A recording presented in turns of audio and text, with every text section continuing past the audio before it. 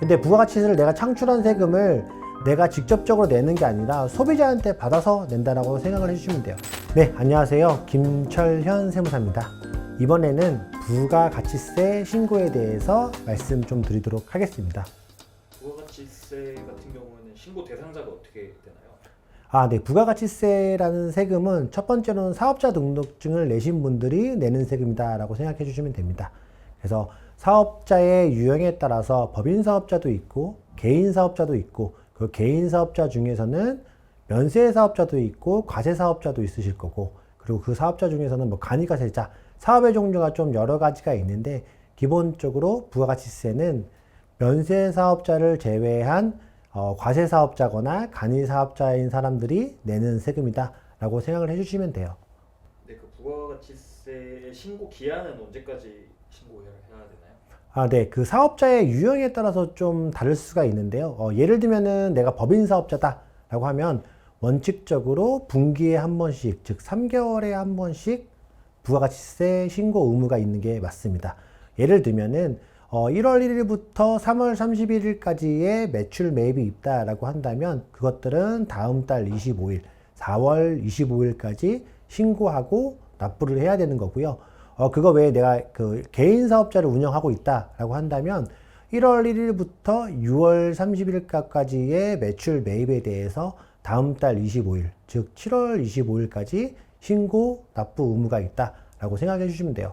그렇다면 그 개인 사업자는 6개월마다 내고 법인 사업자를 3개월마다 내는 게 아니냐라고 오해하시는 분도 있는데 개인 사업자 중에서 일정 금액이 넘어가시는 분들은 3개월에 한 번씩은 나라에서 고지를 합니다. 그래서 내가 신고해야 될 의무는 6개월에 한 번씩, 그렇지만 납부에 대한 의무는 3개월에 한 번씩 똑같이 있다라고 생각을 해주시면 돼요. 그리고 면세 사업자는 부가가치세가 아예 그 면세라는 범위가 아예 세금을 내지 않는다라는 개념이시기 때문에 이러신 분들은 신고를 하거나 납부해야 될 것들은 따로 없는데 면세 사업장 현황 신고라고 해서 1월 1일부터 12월 31일까지의 수입액과 지출에 대해서는 다음 연도 2월 10일까지 신고만 따로 해주시면 됩니다. 그리고 마지막으로 간이과세자라고 저희가 표현을 하는데 일정 금액 이하이신 사업자들은 간이과세자들은 1년에 한 번씩 신고 의무가 있다라고 생각해 주시면 돼요.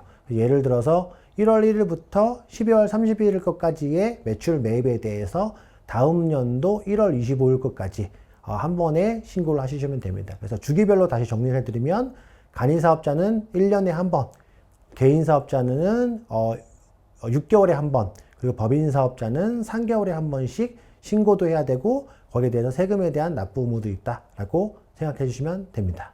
어떤 세금을 신고를 하면 되나요? 네. 부가가치세는 내가 그 상품을 매출하면서 발생했던 금액에 대해서 창출한 부가가치에 대해서 내는 세금이다 라고 생각을 해주시면 돼요. 근데 부가가치세를 내가 창출한 세금을 내가 직접적으로 내는 게 아니라 소비자한테 받아서 낸다라고 생각을 해주시면 돼요.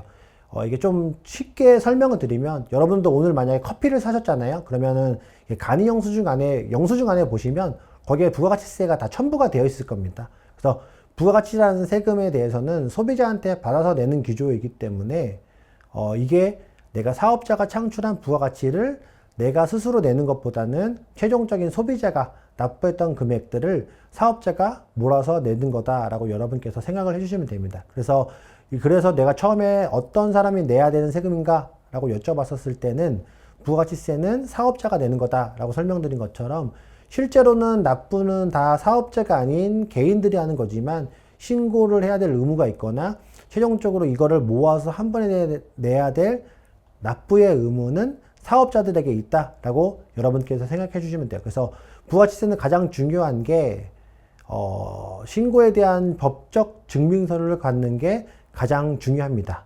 그래서 예를 들면은 사업자이신 분들은 가장 편하게 생각하시는 게 이제 세금계산서라는 부분이거든요. 내가 프리랜서로 사업을 할 때와 사업자를 냈었을 때 가장 큰 차이점에 대해서 첫 번째 말씀드리면 이제 세금계산서 발행을 해야 되거나 세금계산서를 전에 상대방한테 받아야 될 의무가 있다라고 말씀드립니다. 그래서 내가 매출에 대해서도 당연히 법적 증빙서류에 있는 뭐 세금계산서 아니면 현금 영수증 아니면 신용카드에 대한 부분들 신고해야 될 의무가 있는 거고요. 여기에 대해서 공제받고 싶다라고 했었을 때도 똑같이 세금계산서를 발급받거나 현금 영수증을 발급받거나 아니면은 신용카드 등을 결제를 통해 가지고 법적 증빙서류를 꼭 주고 받으셔야 된다라고 설명드릴 수가 있습니다. 신고 시 유의사항이 있을까요? 네, 그 신고세 가장 중요한 거는 첫 번째 말씀드린 게 법정 증빙서류에 대한 부분인 겁니다. 내가 매출을 누구한테 해서 매출을 하고 내가 세금계산서를 발행 안 하거나 아니면 뭐 현금 영수증이거나 이걸 발급 안 했다라고 한다면 이것들이 나중에 매출 누락이라는 것들을 통해서 세금에 대한 것들도 추징을 받는 것도 맞고요.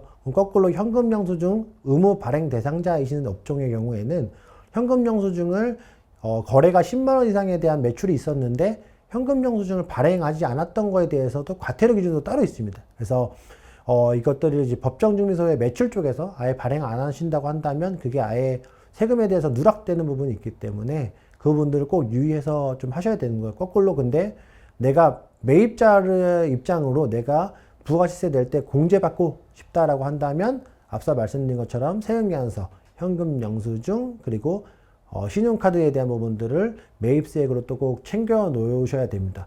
이때 실무적으로 제가 많이 말씀드린 건 첫 번째로는 사업자 등록을 하신 분들은 현금 영수증은 핸드폰 번호가 아닌 사업자 번호로 증빙을 받으셔야 됩니다. 그래서 사업자를 처음 내신 분들이 많이 오해하시는 게 뭐냐면 현금 영수증을 내가 다 발급받았다라고 하시는데 핸드폰 번호로 발급받으시고 나면 사업자의 어떤 증빙서류 체크가 되지 않을 경우가 있습니다. 그렇기 때문에 내가 현금 영수증을 발급받고 싶다라고 하고 내가 사업자 등록증을 했다라고 한다면 핸드폰 번호가 아니라 지출증빙용이라고 해서 사업자 번호를 말씀하시고 사업자 번호로 꼭 발급을 받으셔야 됩니다. 두 번째로는 부가가치세가 창출되는 거에 대해서 환급도 받으실 수가 있다라고 생각해 주시면 됩니다. 그래서 처음에 사업하셨을 때 일반 과세자를 하는 게 좋으냐 간이 과세자를 하는 게 좋으냐에 대한 많은 고민을 하셨을 때는 첫 번째로는 간이 과세자는 내가 원한다고 무조건 할 수 있는 건 아닙니다. 수익 금액이 일정 유형 이하이거나 아니면은 업종의 특성상 매출액이 크지 않을 사람에 대해서 주는 혜택이시기 때문에 간이자 과세자는 경우에는 더 적은 세금을 납부하실 수도 있습니다. 다만 간이 과세자는 내가 예를 들면 시설장치 투자하는데 뭐 1억이 들었고 거기에 대해서 세금계산서를 10% 받았다, 1,000만 원을 냈다 하더라도 세금을 돌려받으실 수가 없습니다. 그래서 간이과세자를 선택하셨을 때 첫 번째 시설장치에 대한 투자를 많이 하시거나 내가 거기를 법정증빙서를 다 받았다라고 해서 환급을 받을 게 있다라고 한다면 간이과세자보다는 일가원과세자를 통해서 환급받는 게 조금 더 유리하실 수 있습니다. 다만 앞으로 매출 활동이 발생할 때는 일반 과세자는 10%의 세금을 내는 게 맞고요. 간이과세자 같은 경우에는 업종별 부과율의 10%가 과세가 되기 때문에 간이과세자가 일반적으로 동일한 매출 대비해서 더 세금을 좀 적게 납부하는 게 맞습니다. 제가 사업자 등록증에 대한 얘기를 좀 해드리겠습니다. 예를 들면 내가 프리랜서로 유튜버를 그냥 처음에 개설했고 내 개인 계좌로 많이 운영을 한다라고 하면 처음에는 프리랜서처럼 하실 겁니다. 근데 나중에 이 금액이 많아지고 난다고 하면 아까 말씀드린 것처럼 접대비도 추가적으로 공제받을 수가 있고 그리고 유튜버 활동이 많아지고 나면 스태프들도 채용하게 되는 거니까 내가 정확한 세금을 신고하기 위해서는 사업자 등록증을 내는 게 유리하실 수도 있습니다. 그래서 사업자 등록증이 낼 때는 첫 번째로는 가장 중요한 게 내가 해당하는 업종에 맞는 사업자 등록증을 내셔야 됩니다. 그래서 옛날에는 뭐 크리에이티브라고 해서 유튜버들에 대한 사업자 등록증을 위한 업종 코드가 따로 없었던 경우가 굉장히 많거든요. 그런 경우에 내가 사업자 등록증의 업종을 뭘로 해야 될지부터 많은 고민을 하셨는데 이럴 경우에 최근에는 세법이 많이 개정이 되면서 유튜버들에 맞는 사업자 등록증에 맞는 업종 코드가 생겼거든요. 내가 업종 코드에 맞춰서 사업을 꼭 유의하셔야 됩니다. 그래서 많은 분들이 오해하시는 게 뭐냐면 내가 하고 있는 게 도소매에 관련된 업무인 건데 이걸 뭐 컨설팅 업종으로 그냥 빠르게 내시는 게 좋다라고 해서 컨설팅 업종을 유의하신 경우 있는데 이게 나중에 부가가치세는 모든 업종과 수익 금액에 따라서 차이가 있는 게 아니라 똑같이 10%의 세율을 내기 때문에 차이가 없겠지만 나중에 종합소득세 신고를 하시거나 다른 세금에 신고를 했었을 때는 내가 실제로 하는 업종 코드에 따라서 내는 세금이 달라질 수가 있습니다. 그래서 처음에 사업자 등록증 낼 때 여러분께서 유의하셔야 될 게 업종 코드에 맞게끔 사업자 등록증 꼭 내시라 라고 말씀드리는 게 첫 번째 유의사항으로 말씀드릴 수 있습니다.